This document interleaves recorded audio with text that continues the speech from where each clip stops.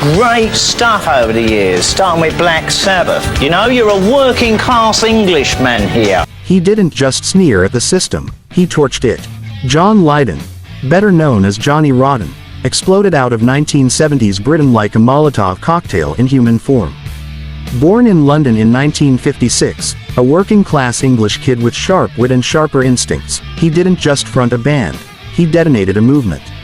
With Sex Pistols, he spat venom at the monarchy, at conformity, at bloated stadium rock. His voice wasn't polished, it wasn't pretty, it was honest. And when Nevermind the Bollocks hit, it didn't knock politely, it kicked the door off its hinges. But here's the twist. Behind the safety pins and the sarcasm lived a serious music obsessive. A crate digger, a sonic adventurer, and long after the Pistols imploded, Lydon formed Public Image Ltd, proving punk was never meant to stay frozen in three chords and fury. So what shaped the most controversial voice in punk rock?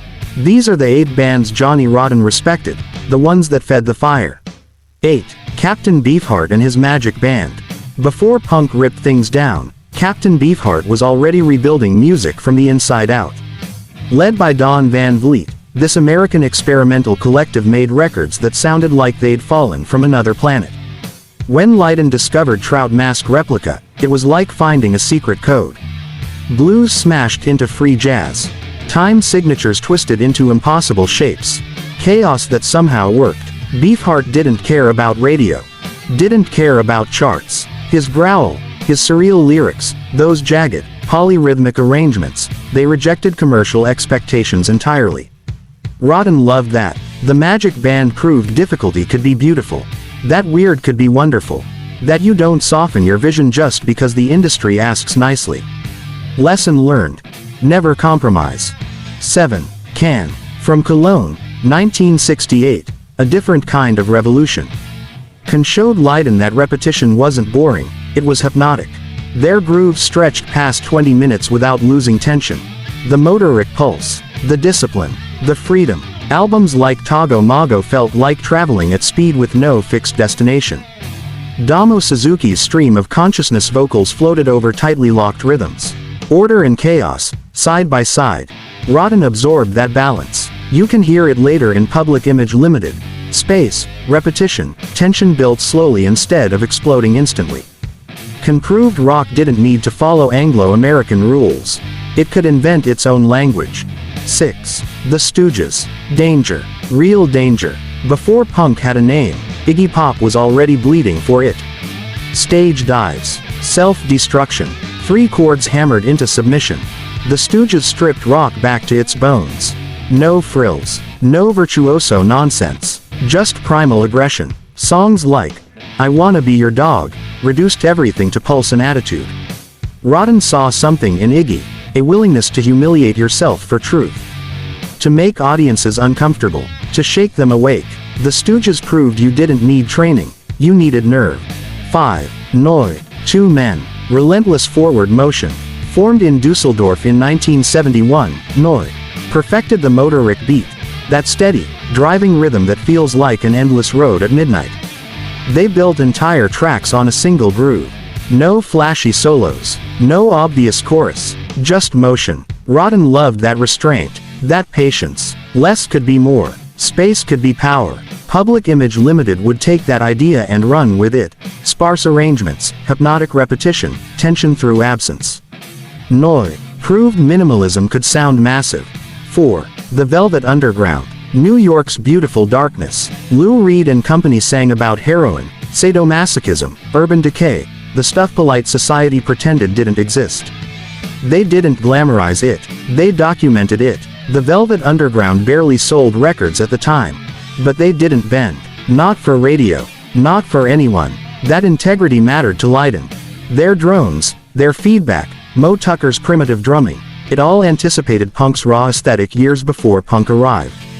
They proved you could fail commercially and still win artistically. Sometimes the underground outlives the mainstream.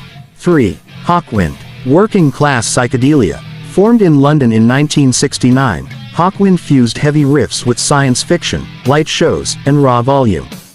They played free festivals, kept tickets affordable, stayed anti-establishment. That mattered. They weren't prog elitists. They were cosmic outsiders. With Lemmy Kilmister on bass before Motorhead, their sound rumbled like engines in space.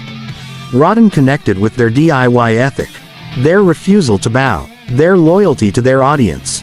They proved spectacle didn't have to mean selling out. 2. Faust. Total destruction of convention. Formed in Hamburg in 1971, Faust treated rock like a laboratory experiment.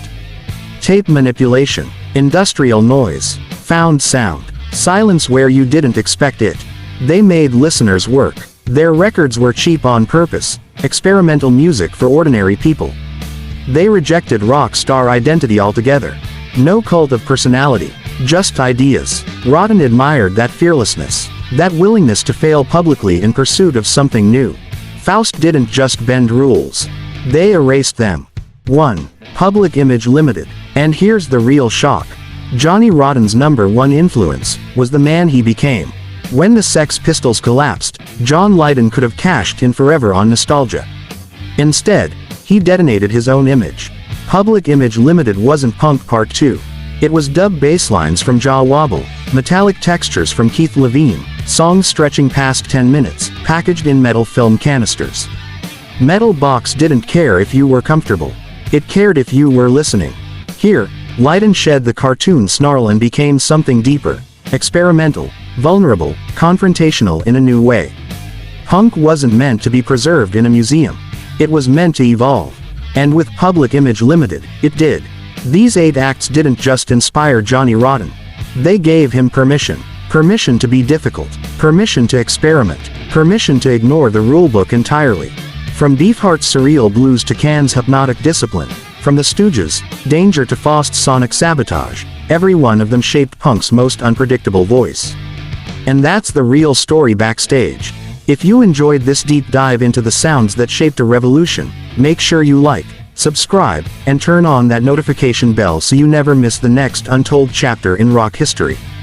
This is JosBACK Stage Tales, bringing you the great stuff, the real stories, and the music that changed everything. I'll see you backstage.